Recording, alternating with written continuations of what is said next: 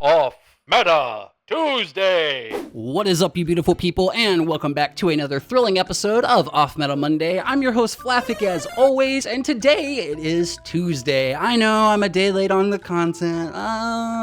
It's been a busy week, I've got to say. You know, it's Thanksgiving happened, did some traveling, saw some folks, ate some food, you know how it is, but we're back in the saddle today, and it is December now, so of course, you know we gotta celebrate Christmas in this bitch. Come on, baby, yeah, I love Christmas, right? So, to celebrate Christmas, I decided to play a bunch of red-green leaders all month long for Off Meta Monday, starting with the very first red-green leader, Monkey D. Luffy from OP01, who is also the first Monkey D. Luffy leader ever printed into a main set. So there's a little bit of trivia for you. How about that?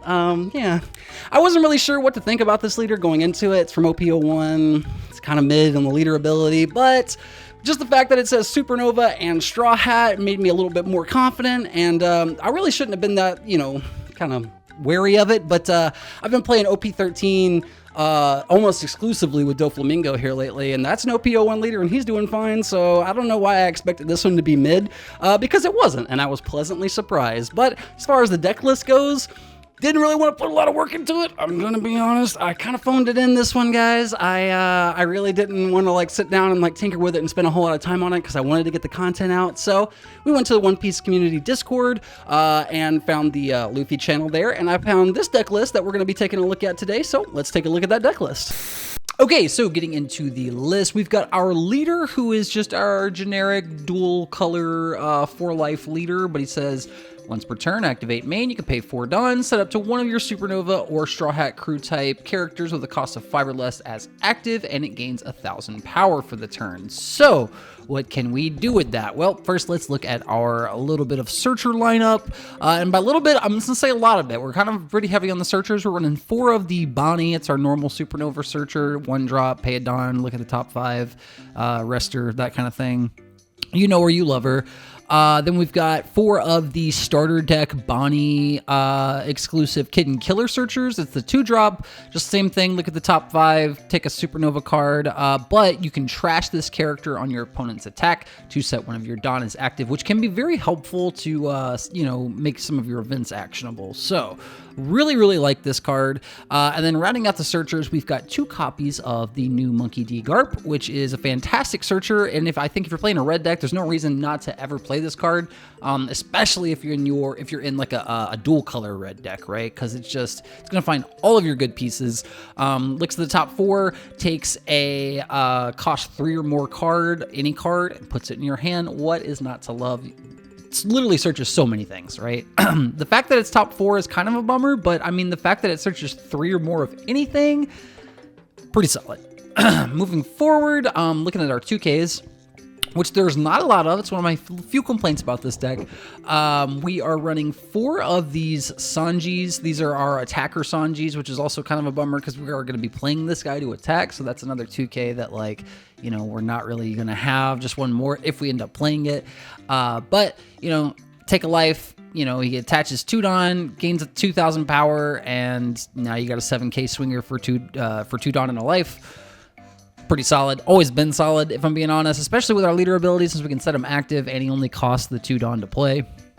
Then for 2Ks, we've got 3 copies of the new Zoro from PRBO2. Says if this character would be rested by your opponent's character effect, you can rest one of your other characters instead, and he's got blocker, so nice to have a 2K and a blocker on that one, and he kind of plays around being rested. I actually played a game against Kara at one point when I was testing games for this, and I played this thinking oh, he's not going to be able to rest it, and then I read it, because reading the card explains the card, funny that, and it says characters effect. So if there's a leader effect like a Carrot or a Perona, you're fucked.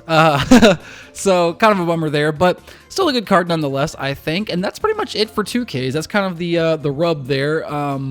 But we do have plenty of event counter to kind of satiate that a little bit. So we've got 3 copies of Radical Beam, just your classic, gain plus 4K if you've got 2 or less life. We're a 4 life leader, so it's pretty easy for us to get to that 2 life threshold, especially if we're playing the Sanji. And then we've got 2 copies of I Know You're Strong, so I'll go out from the start, which is a new card. Gives our leader plus 3k, but we can also rest 2 of our Dawn when we play it, so it costs 3. And then we can frost tap, or we can freeze, not frost tap. It's not going to rest it, but it is going to freeze a rested character, cost 7 or less. We're going to get 2 rested characters, cost 7 or less off this guy. So pretty solid little kind of tempo swing with that card. I like it. And then we've got 2 copies of, Dead Man's Game. I'm not gonna take the time to explain Dead Man's Game. You know it. You love it. It's crazy. One of the best green cards I think has ever been printed. And probably one of the best that will be printed for a long time. I think it's going to be hard for this card to be power corrupt. Knock on wood. Please don't power creep this card, Bandai. And then we've got 2 copies of Gum Gum Elephant Gatling. Interesting card in this list. I think it's pretty cool. Sort of complements our I Know You're the Strong or whatever. You can rest it on when you play it, so it costs 2. Rest up to one of your opponent's characters with a cost of 5 or less. This card is really solid, especially into blockers and things like that. And then, it's just your normal dual effect counter, so it's going to give our leader plus 3k. That's it for counter really in this deck, outside of our 1Ks that just so happen to have 1K on it. But we do also, as far as events go, we've got 2 copies of Molgun just to have that little extra removal. But as far as extra protection, we've got 3 copies of the Koshiro. This is going to protect our board with his little static effect that says if one of my 5 or lower / attribute characters other than him would be KO'd by an opponent's effect, you can rest his character instead. We're going to see that in pretty cool effect in one of our games, but he's also just one of our cheaper blockers. Then we've got, let's see, we've got 3 copies of the Zoro. It's got 1k counter on him. He's a 4/5. On play, if your leader has Film or Straw Hat, set up to 2 of your Dawn active. Into your turn, set the character as active. So it's a nice swing every turn that's going to be able to protect itself from getting killed on the clapback. And it also is going to help us extend some of our plays by restanding our Dawn. And then same idea with that. We've got 4 copies of Cavendish, which is just basically bigger Zoro. And it's going to have a win attacking to unstap those 2 Dawn, and it's a supernova, so we can restand it with our leader ability and go into some crazy extended turns with our Dawn management. Then we've got 2 copies of the Law as far as 1Ks go. It's a 5 cost 6k, set up to one of your Supernova or Heart Pirate types rested characters with a cost of 5 or less is active. Just another extra restand that we can extend ourselves with that also has a body. And then that's it for 1Ks. Everything else in this deck is a brick. So looking at our bricks, we've got 2 copies of the new 5 cost 7k Sanji. On play, sets 2 of our Dawn active, just helps us extend some of our combo turns. And at the end of your turn, you get to set a Dawn active also. So this in conjunction with the Kid and Killer can help us play a lot of events in one turn, so that's pretty nice. But also just being a 7k body that we can restand anytime we want is pretty cracked. And then we've got 2 copies of the new 6-drop Law. I'm gonna be honest, I never really felt like I had a super solid opportunity to play this card. I think it fits in here just in the fact that it's a solid card. It's just a really good green house, and it's within our archetype. But I don't know. I felt like this deck is so aggressive that this one just didn't come up as for me as much. I think it's nice to have, but I'm curious what else this card could be within the deck. And then we've got 2 copies of the 5 cost 6k Monkey D. Luffy. It's got Rush, and if it has 2 Dawn on it, your opponent can't activate blocker. So this is our Roger on a stick, baby Roger, if you will. And it's going to help you really push for game in some scenarios, but the fact that you can restand it also can help you kind of do some double unblockable swings. I don't know. It's got some cool stuff. I don't love this card so much anymore nowadays, but I think it's a pretty strong thing to just windmill slam down on 10 and start getting lots of swings in. If you have the proper setup, you can do some crazy things with this card. And then rounding out the list, we just have 4 copies of our Kid and Killer, our requisite Rusher boys. There's not a lot to say about this card that isn't pretty much obvious when you read it. It's a 7k Rusher that's what's not to love? It costs 4, right? So just a solid little extra house that we can also restand, make it an 8K rusher, swinging twice, all that kind of stuff. I don't know. It's cool. I like it. That's the list. Shout out to, what was the guy's name? Bully D. McGuire for the list. I found it here on the One Piece community Discord. But it's fun. Yeah, I enjoyed the list, and let's get to the games. Okay, so getting into game 1, we opted to go first. Seems like to be the best choice in this deck. Just being an aggressive deck, I generally want to go first. Mulligan this first hand to see some better searchers. We're up against Purple King today, by the way. We got the 4-cost searcher here, or the 3-cost are up searcher here, so we're going to go ahead and grab the 4-drop Zoro and just pass it off. He just has nothing to play, so he's going to pass it back off to us, which is pretty pog here. So we're going to get another search in for basically free. Grab that Cavendish and swing in for 6. He takes it. Still waiting for him to play something here. He's going to drop the Bon Clay, go ahead and get his ramp up and swing in over our Bonnie. Pretty smart of him there. We'll just let him have it because there's no sense for us to counter it, and we couldn't even counter it out realistically anyway. So we're back up to our 5-Don turn. Got some difficult choices to make here, but I think playing just the Cavendish out and then resting the Bon Clay to pop it with the Elephant Gun or whatever that card's called. I forget the name of the card already. But with that card, it's going to let us clear his Bon Clay and get in for another attack. But he counters out. Hi, Kuma Bear. He's being a crazy guy. He's going to swing 6 after absolutely wiping our board out here with the Conquest of the Sea, and then we'll just counter out. But now we have to rebuild our board, so this is the tough part here. This deck really does kind of crumple to having its board wiped, as most aggro decks generally tend to. But we're going to drop the Zoro in for 2-Don, thanks to that handy-dandy reset. Play another one. We're back up to 3-Don. We're just going to go ahead and play the Sanji and get in for 6. This way we've completely rebuilt our board. So he's going to have another Conquest to push us back. He's going to get in for 5. We'll just let him have it because I don't want to pitch the law. He's going to play the Stage Ramp and then drop a Albur. On our turn, got another Sanji, so I think we'll just hold this one up for 2k and then see how much damage we can push in. He's got 6 cards in hand, so let me do a little bit of craziness here. So we're going to go 7 in first. He takes it.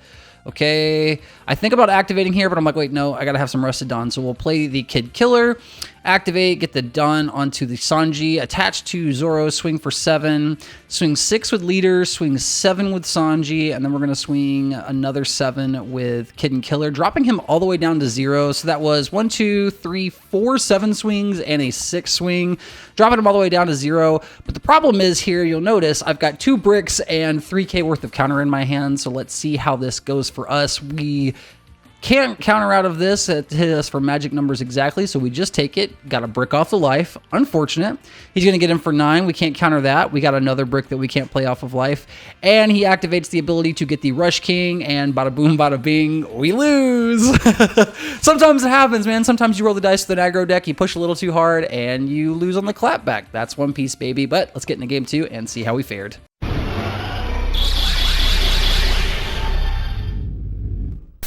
All right, so getting into game 2, we're up against Purple Kaido. We lost against the Flunky, so now we're trying to get the big boss taken down. We're going first. We're going to mulligan that first hand. He's got nothing to play on his turn. Very familiar from last game. We're going to get him for 6. He takes it. Then we're going to drop our 2-drop Searcher, of which we have 2 of in our opening hand here, so that's pretty quirky.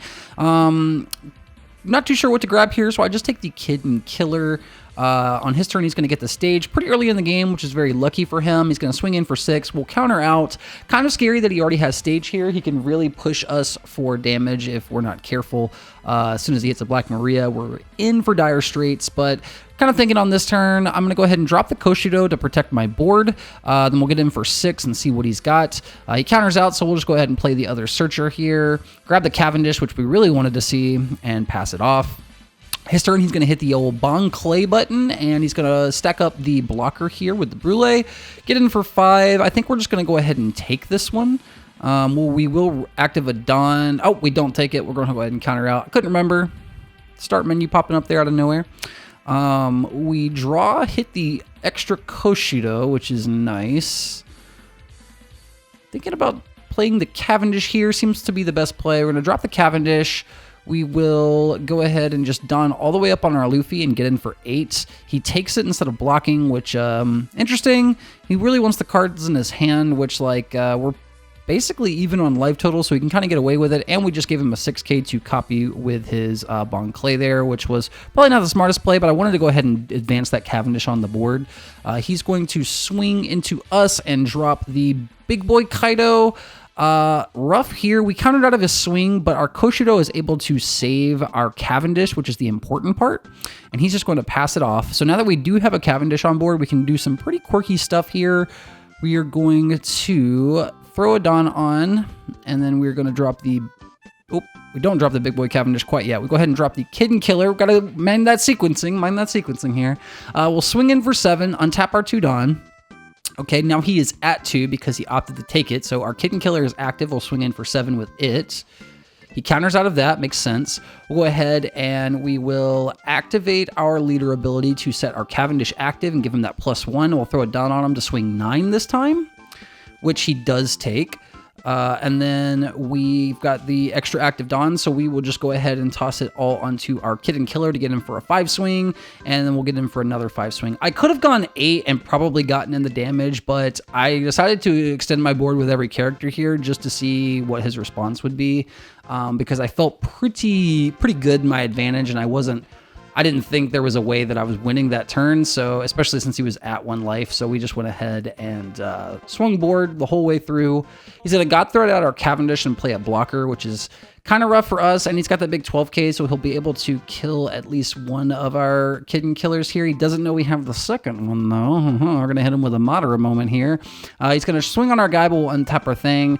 We do have the way to rest his blocker, and then I'm just going to... I opt to throw all my Don on and swing, but I decide to get quirky. We're going to go for 5. See if he takes it. Now, don't do this. I feel like I'm playing with my food here. I did some math after this game to see like what would have been more optimal, but either way, we still had it. He had bricks, and that is the game. We got some W's in. I hope you enjoyed these 2 games. I had fun with them. I was kind of like iffy about doing purple to purple back to back, but I thought it was fun to go from King to Kaido. So we ended up taking the boss down, even though we couldn't take the handsome Prince King man down himself. But I digress. That was the games. Let's get into the closing thoughts. Okay, so those were the games. I think I gave it away a little bit in the beginning, but I really did have a blast with this leader. I was very pleasantly surprised at how much fun I ended up having with it. If I had to, say anything about it, I think the list that we're playing with could probably use a little bit more counter and a little less bricks, a little less event counter maybe, but I didn't put the work in raking the list. I didn't put the work into testing the list to make it, so I'm not gonna judge, man. I had a great time. I think anybody who picks this up is gonna have a good time. Obviously, we've got the new Red Green Luffy, so there's not as much reason to play this one, but this one's a fun novelty, right? Like, I think anybody can have fun with this one at locals and maybe sweep some, scrubs here and there and have a good time, right? So play this list if you want, enjoy it, give it a shot, but I do think Red Green Luffy from OP13 is going to be your friend for any Red Green Supernova shenanigans moving forward. As always, this has been your host, Flaffic. I hope you enjoyed the video. I'm sorry for the late upload, but if you enjoyed the video, be sure to like and subscribe. We'll catch you next time with some more thrilling One Piece trading card game action on your favorite One Piece channel, Flaffic's Fleet TCG.